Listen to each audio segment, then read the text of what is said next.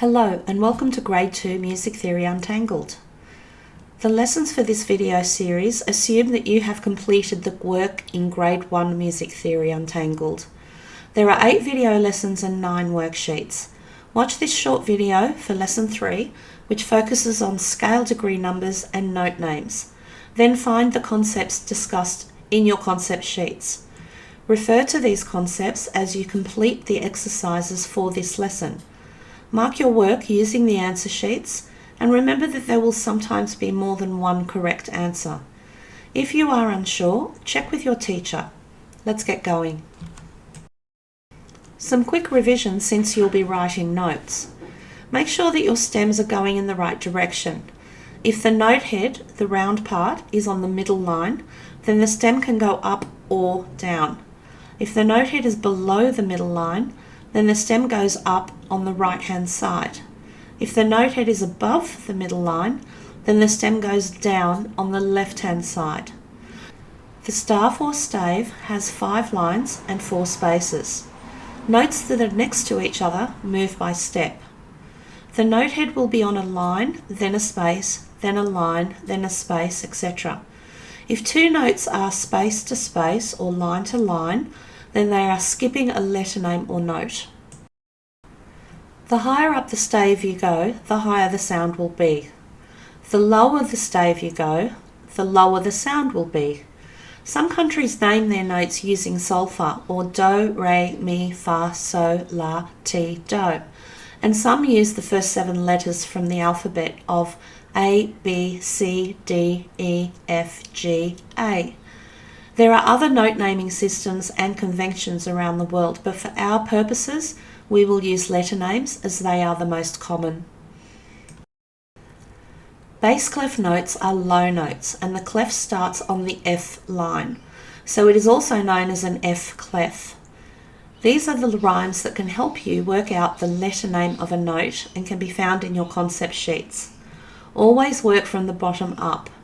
You don't need to learn these rhymes, but learning even one can be helpful as long as you remember that the rhyme with 4 words matches the 4 spaces on the stave and the rhymes with the 5 words match the 5 lines on the stave.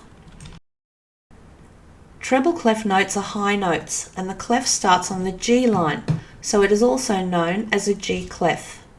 These are the rhymes that can help you work out the letter names of a note and can be found in your concept sheets. And remember to always work from the bottom up. Another way to work out note names is to use landmark notes. In other words, one note in all positions and then read up or down from that note. The most common landmark notes are C, and here are the 5 main C notes on the piano.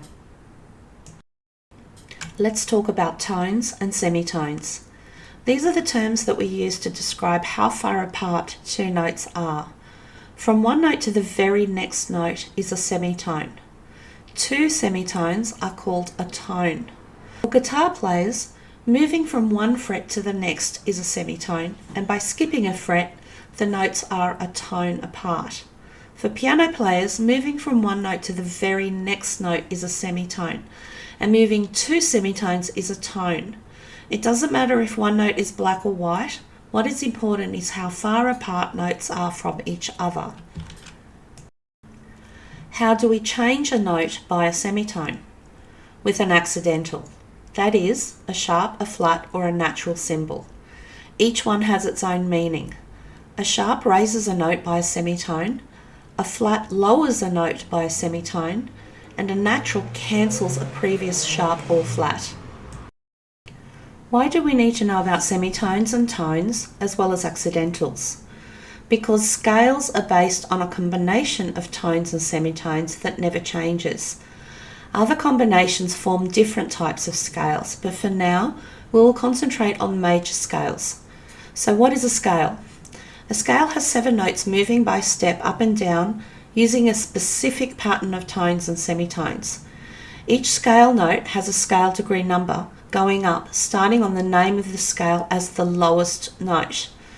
Semitones in major scales occur between scale degree numbers 3 and 4 and 7 and 8. You will need to memorize this. Here are 3 major scales in 3 different keys. They are all the same scale and have the same pattern of tones and semitones.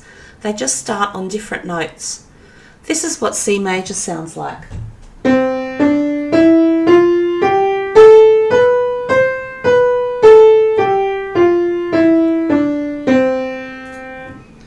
For the pattern of tones and semitones to remain the same, we need to raise the F by a semitone to F sharp for a G major scale. This is what the scale sounds like without the F sharp.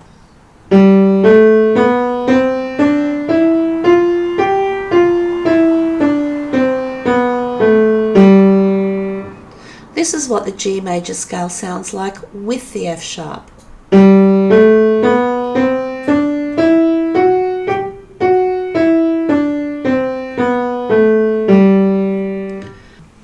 The reason the scale now sounds correct is because the pattern of tones and semitones has remained the same. For this to remain the same, we raise the F by a semitone to F sharp. This means that the key of G major will always have the key signature of F sharp to sound correct. This is what F major sounds like.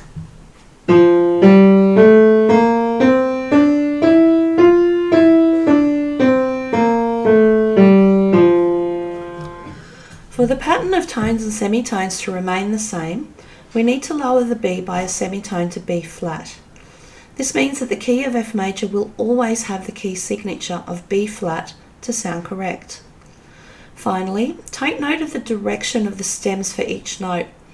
Remember that if the note head, the round part, is on the middle line, then the stem can go up or down. If the note head is below the middle line, then the stem goes up on the right hand side. If the note head is above the middle line, then the stem goes down on the left-hand side. Each note in a scale has a special name. The first note is called the tonic, and the last note in a scale is also called the tonic because it has the same letter name as the first note. The second note is the supertonic, the third is the mediant, the fourth is the subdominant, the fifth is the dominant, the sixth is the submediant, and the seventh is the leading note. You will need to memorize these names. You are now ready to work through the Lesson 3 worksheets. The information in this lesson can be found in your concept sheets. Read these carefully, then complete the worksheet for this lesson. Mark your work by comparing your answers to the answer sheets. Remember that there may be more than one correct answer for each question. If you are unsure, check with your teacher. See you next lesson.